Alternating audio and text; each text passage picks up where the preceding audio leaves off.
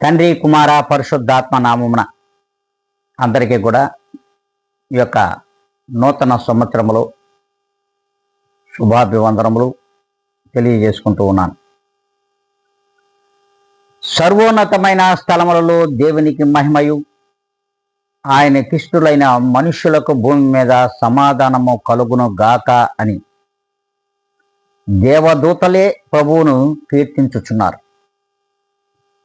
కానీ మనము ఈ లోకములో జీవించుతున్నటువంటి మనము దేవుడిచ్చిన ప్రాణము, దేవుడిచ్చిన ఆత్మ కలిగినటువంటి మనము అట్టి దేవుణ్ణి స్తుతించలేకపోతున్నాం, కృతజ్ఞతలు చెల్లించుకోలేకపోతున్నాం. కారణం అసమాధానమైనటువంటి జీవితాలు ఈ లోకములో మనము బ్రతుకుటే ఇందుకు మూల కారణం. అందుకే మరొక నూతనమైన సంవత్సరమును 2025ను మనం పూర్తి చేసుకుని మరి 2026వ సంవత్సరంలోనికి మనము అడుగెడుతున్నాం. మరి ఈ దినమున ఎంతో సంతోషంగా ఉండాలి, దేవుని యందు సంతోషించాలి, మనుషుల యందు కాదు అని దేవుని వాక్యం సెలవిస్తూ ఉన్నది. చూడండి, పరిశుద్ధ గ్రంథంలో దేవుడు మనకు తన ప్రవక్తల ద్వారా ఈ రీతిగా పలికిస్తూ ఉన్నాడు. హబక్కూకులో మరి 3వ అధ్యాయములో 2వ వాక్యాన్ని మనము చూసినట్లయితే, దేవుడు నిన్ను గూర్చిన వార్త విని నేను భయపడుచున్నాను. చూడండి, దేవా నిన్ను గూర్చిన వార్త విని నేను భయపడుచున్నాను. సంవత్సరములు జరుగుచుండగా నీ కార్యము నూతన పరచుము, సంవత్సరములు జరుగుచుండగా దానిని తెలియజేయము, కోపించుచునే వాత్సల్యమును జ్ఞాపకము తెచ్చుకొనుము అని హబక్కూకు గారి యొక్క ప్రార్థనను మనం వింటున్నాం. సంవత్సరములు ఇప్పటి వరకు జరుగుతూనే ఉన్నాయి, కానీ ఒక నూతనమైన సంవత్సరములను దేవుడు మనకిస్తున్నాడు. ఈ నూతనమైన సంవత్సరమునకు ప్రతీక ప్రభు అయిన యేసు క్రీస్తు వారు ఈ లోకమునకు వచ్చిన తర్వాతనే మరి మనము జనముల సంఖ్యలో మనం ఉన్నాం. ఆయనే ఈ లోకమునకు రాకపోతే మనం ఈ లోకములో జీవించి ఉండేవారం కాదు. అసలు మనలను దేవుడు ఈ లోకములో పుట్టించడమే తన అనాది సంకల్పం, తన ప్రణాళిక, తన కృప నిమిత్తమే మనము ఈ లోకములో జీవిస్తున్నామనే విషయాన్ని మనము మరిచిపోయి దేవునిని విడిచి, దేవునిని మరచి, లోకమును తలచి, లోకంలోని ప్రతి వ్యక్తిని మనము పూజిస్తున్నాం. ప్రతి వ్యక్తికి సాగిలిపడి నమస్కరించుచున్నాం. ఇట్టి వాటి నుండి మిమ్మల్ని విడిపించడానికి, మనలను విడిపించడానికి దేవుడు ఈ లోకమునకు సర్వ మహిమైశ్వర్యమును విడిచి ఈ లోకమునకు వచ్చిన వాడు, మన మధ్యలో నివసించిన వాడు ప్రభువైన యేసు క్రీస్తు మాత్రమే. ఈయన నిజమైన దేవుడు అని వాక్యము మనకు మన స్పష్టంగానే తెలియజేస్తున్నది. అందుకే మరొక ఈ నూతనమైన సంవత్సరములో మన సంవత్సరములో జరుగుతుండగా ప్రతి ఒక్కటి నూతన పరుచుకోవాలి అంటే నువ్వు వస్తువులు కాదు నూతన పరుచుకోవాల్సింది, నీ వస్త్రములు కాదు నూతనంగా తెచ్చుకొని వేసుకోవాల్సింది, నీ ఇంటిని కాదు రంగులు వేసుకొని మరి నీ ఒంటికి రంగులు వేసుకొని నువ్వు మరి అలంకరణ చేసుకోవాల్సింది వాటిని కాదు. ముందు నీ హృదయాన్ని అలంకరించుకో నూతనంగా. ప్రభువు వారు స్పష్టంగానే తెలియజేస్తున్నాడు, ఆ యొక్క అలంకరణ నీ హృదయానికి కావాలి.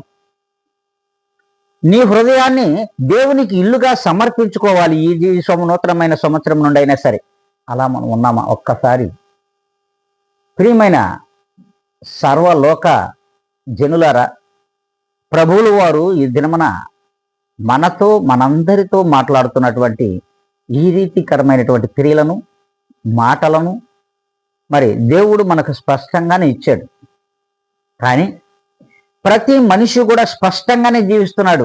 ఏమీ తెలిసి తెలియకుండా ఎవ్వడూ జీవించడం లే. అంత జ్ఞానం ఉంది లోకంలో. ఈ జ్ఞానమునకు కూడా మూల కారణం ప్రభువైన యేసుక్రీస్తు వారు దేవుడే. ఇట్టి దేవుణ్ణి మనము విశ్వసిస్తున్నాం. నూతన సంవత్సరంలో మనము మన అలంకరణ ద్వారా ప్రజల ఎదుట నూతన పరుచుకుంటున్నామే కానీ హృదయ అలంకరణ అవసరము. ఆ అలంకరణ దేవునికి ఇష్టము.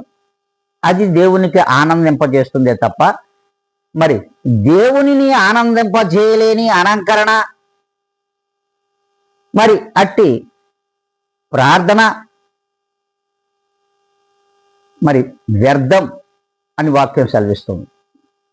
చూడండి, అందుకే ప్రభు అంటున్నాడు, ఇదనమన నీవు ఇస్తున్నటువంటి ఈ సంవత్సరములను దేవుడు మనకు ఇస్తున్నటువంటి ఈ సంవత్సరములన్నీ కూడా మనము నూతన పరుచుకోమంటున్నాడు. నిన్ను నూతన పరుచుకోమంటున్నాడు. నీ హృదయాన్ని మొదట నూతన పరుచుకో. అట్టి నూతనకరమైనటువంటి జీవితంలో ఈ దినముననే దేవుని యందు, దేవునిలోను, దేవుని కలిగిన నీవు మరి నీ యొక్క క్రియలన్నిటినీ, నీ యొక్క పాత సంవత్సరములో నీవు చేసిన వాటినన్నిటిని కూడా ఒక్కసారి నెమర వేసుకొని, దేవునికి వ్యతిరేకముగా ఎన్ని క్రియలు మనం చేశాం ఈ లోకంలో, ఎన్ని క్రియలతో, ఇట్టి మాటల చేత ఇతరులను మనము మరి బాధ పెట్టాము, దేవునికి మరి అయిష్టకరంగా మనం జీవించాము. కానీ ఈ దినము నుండైనా సరే మరి ఈ నూతనమైన సంవత్సరములోనైనాను మనము నూతనముగా బ్రతకాలి, ప్రభువుకి ఇష్టలుగా బ్రతకాలి. అందుకే ఈ సృష్టి యావత్తు కూడా సర్వ మానవాళి చేస్తున్నటువంటి మరి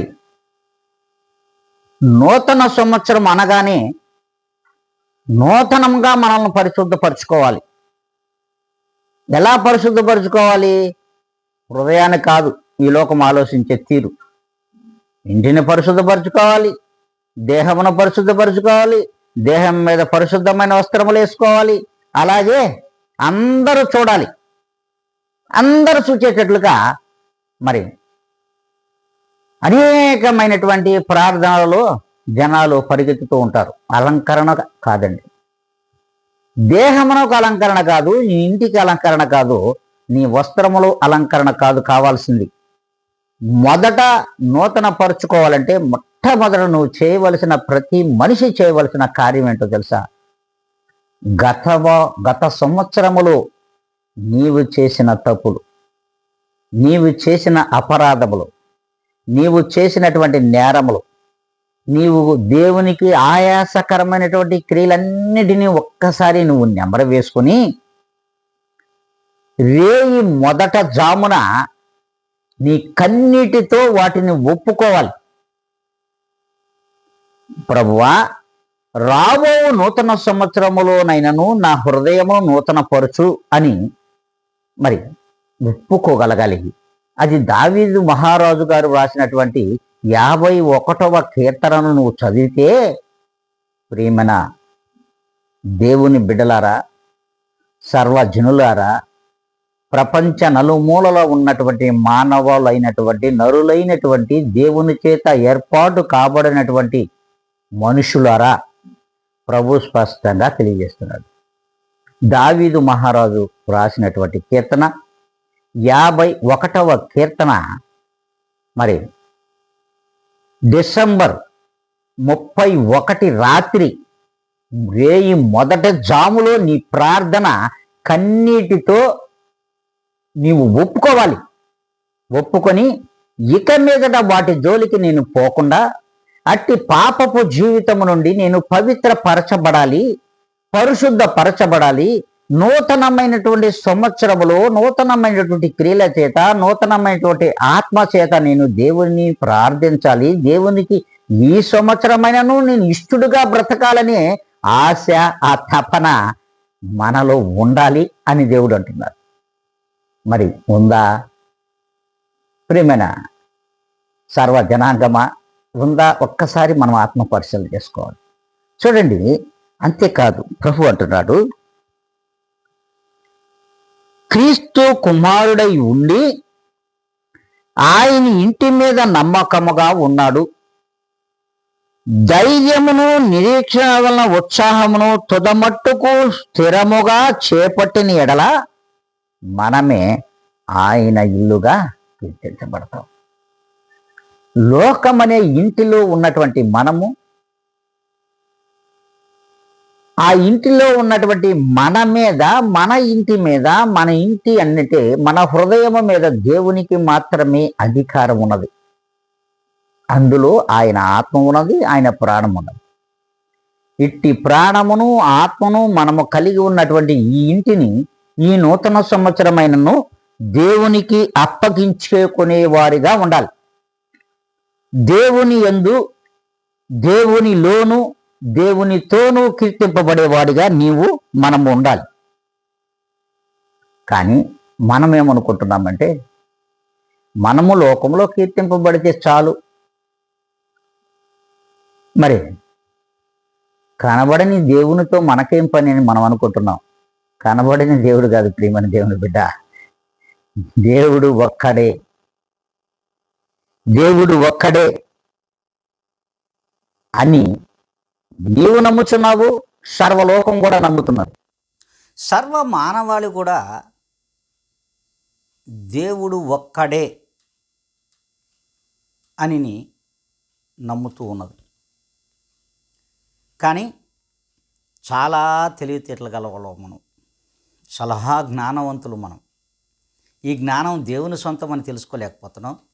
ఈ తెలివి దేవుని యొక్క సొంతమని తెలుసుకోలేని అజ్ఞానులుగా ఈ లోకంలో సర్వ మానవాళి కూడా జీవిస్తూ ఉన్నది. అందులో మనం కూడా ఉన్నాం. అందుకే చూడండి, నాటి పాత సంవత్సరంలో మనము జరిగించిన కార్యములన్నిటిని కూడా మనము మన నాలుకతో ఒప్పుకొని దేవుని యందు మరి 2025వ సంవత్సరం డిసెంబర్ 31వ తారీఖున మొదటి జామున ప్రభుని యేసు క్రీస్తు దగ్గర నీవు చేసినటువంటి క్రియలన్నిటిని కూడా, దేవునికి వ్యతిరేక క్రియలన్నిటిని కూడా నువ్వు ఒప్పుకొని పశ్చాత్తాపపడుతూ ఈ నూతన సంవత్సరంలో ప్రభువా నీకు మాదిరికరంగా మమ్మలను జీవింపజేయనైనా, నీవు పరిశుద్ధుడవు, సర్వలోక రక్షకుడవు, సర్వ మానవాళిని ఈ లోకములోకి తీసుకొచ్చావు.